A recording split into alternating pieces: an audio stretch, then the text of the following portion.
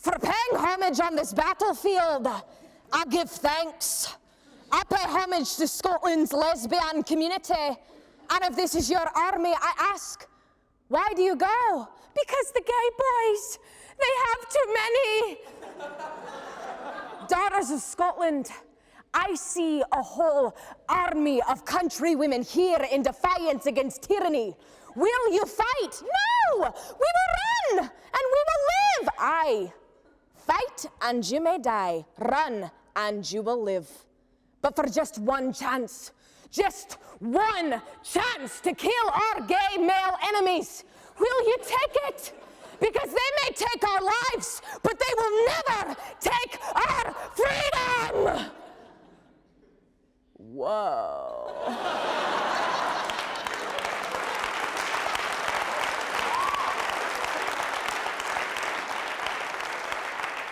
Sorry about that, you guys. I was searching good old YouTube.com for how to prepare for the big gay battle, and they said that Braveheart was probably my best option. Oh, you didn't know that there's Pride Divide?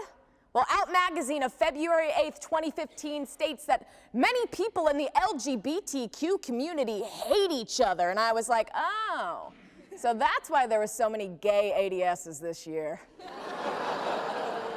But really, I was like, wait, why? And they said, well, Sami, they addressed me personally.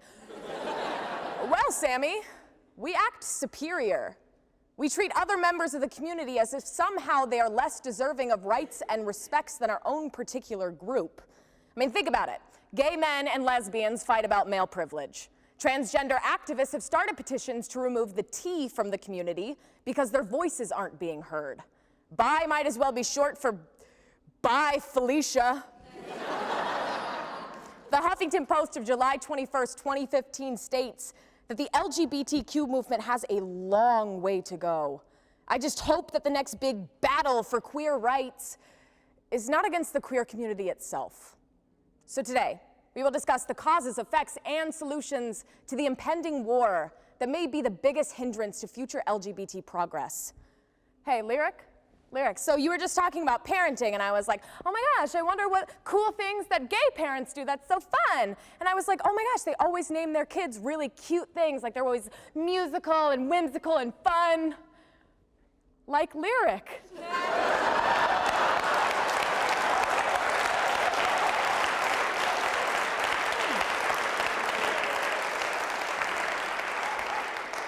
Causes, there are two.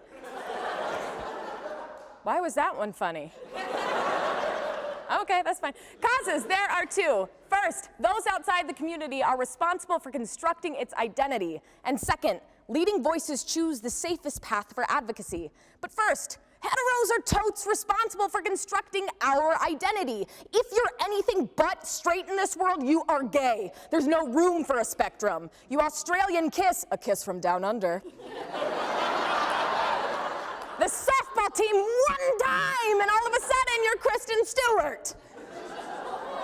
I wish.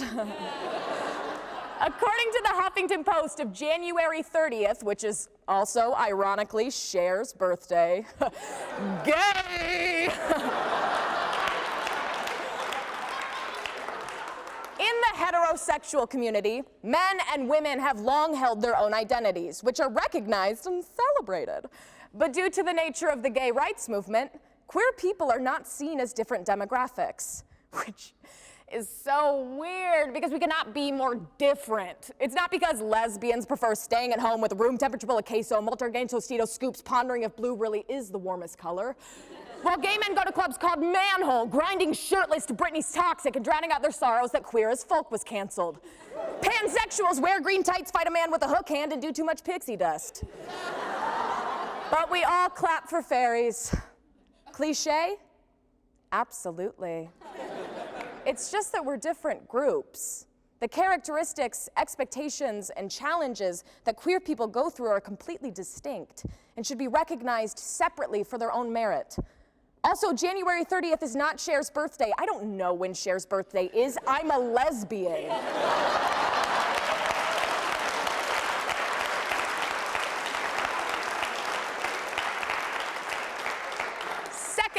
leading voices choose the safest path for advocacy. Our generation of the movement have been babies about our activism. We're only going after battles that heterosexuals find comfortable, such as marriage. The previously cited Huffington Post of July 21st, 2015 states that marriage is an institution of respectability. We took our hypersexual gay stereotype and turned ourselves into a more wholesome image that mainstream America found more appealing. And so while love may have won for our upper and middle class white gays, many queer POC, LGBT homeless youth, and transgender folk often find themselves being left behind by a community whose main focus is on its privileged members. When we won the marriage ban, we were like, yes, we did it, we won, glitter! And then activists were like, hey, are we gonna talk about all these other things? And we were like, yes. Of course. Glitter. Obviously, the glitter was gay men. Lesbians were like, softballs!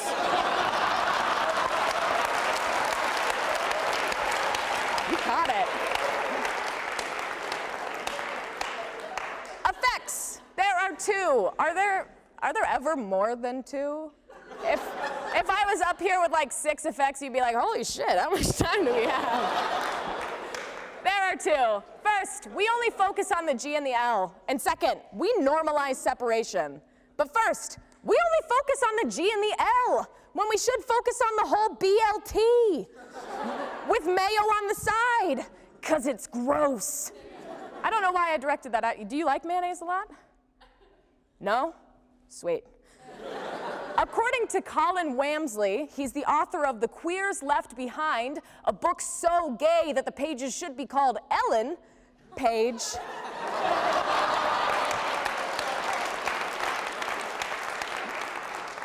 He states that the worst part about this trend, the only focusing on gays and lesbians, is that the discrimination, at least in some part, is perpetuated by our own community, which gives it a sense of legitimacy.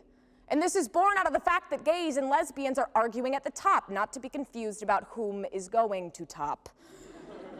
My biggest fear is that the growing rift between mainstream and more marginalized LGBTQ folks will leave us an easier target for the haters. After all, it can't be homophobic if it's queers versus queers, right? Second, we normalize separation. I mean, gay men have drag shows on Friday nights. Lesbians have slam poetry Tuesdays. Bisexuals have every college campus across the United States. We are not, nor have we ever been, a homogenous group. According to Nathan Lewis in a September 2015 Journal of Homosexuality, inclusive spaces are characterized more by nightlife and social scenes dominated by gay men than by mutually supportive interactions between multiple gender and sexual minorities. Whew. I could not have said that better myself, which is why I didn't. But do I have any gay men in the audience? Over 21. What do you drink when you go to a bar? Beer. Really? Are you maybe bi? Oh, Long Island, thank you so much. I had to do a stereotype. Okay, imagine this. Here we see a wild twink gazelle walking into the pub to order a Long Island. He realizes he is completely surrounded by lionesses, none of which have seen the season finale of The Voice. He will die. Solutions, there are two, and they're super easy. First, homos, unite! And second, heteros, help, please.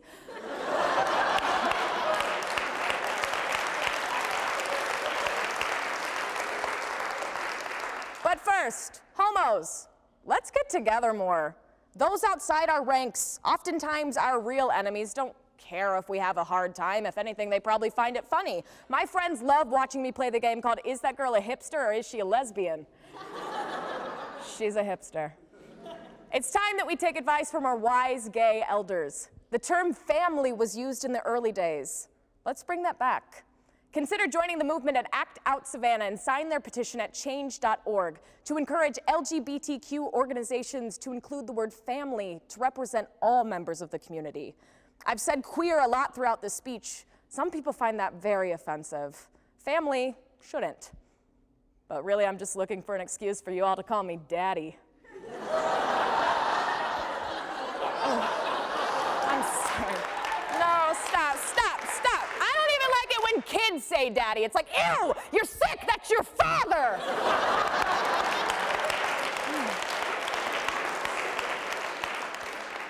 Second, heteros, help, please. You may be thinking, Sammy, Sam I am, green eggs and Sam, green suit and Sam. Thank God I'm wearing green. I'm not L, I'm not G, I'm not B, I'm not T, I'm not Q, I don't identify as queer. What can I do to help? Well, thank you for asking, breeders.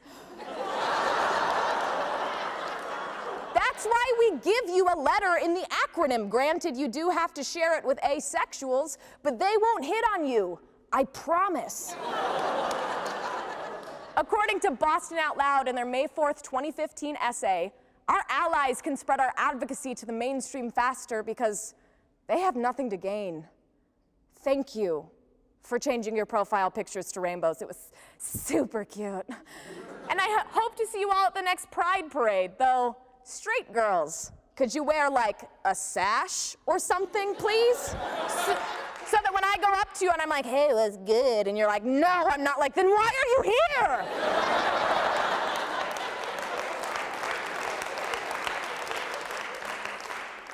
This is the part of ADS where everybody says something sad or uplifting, usually giving you a reason why they chose this topic. But for me, it's simple. I'm a proud member of the LGBTQ community who wants everyone to be shown the love that they deserve, even the gay Republicans. Because being gay is the best choice that they never made.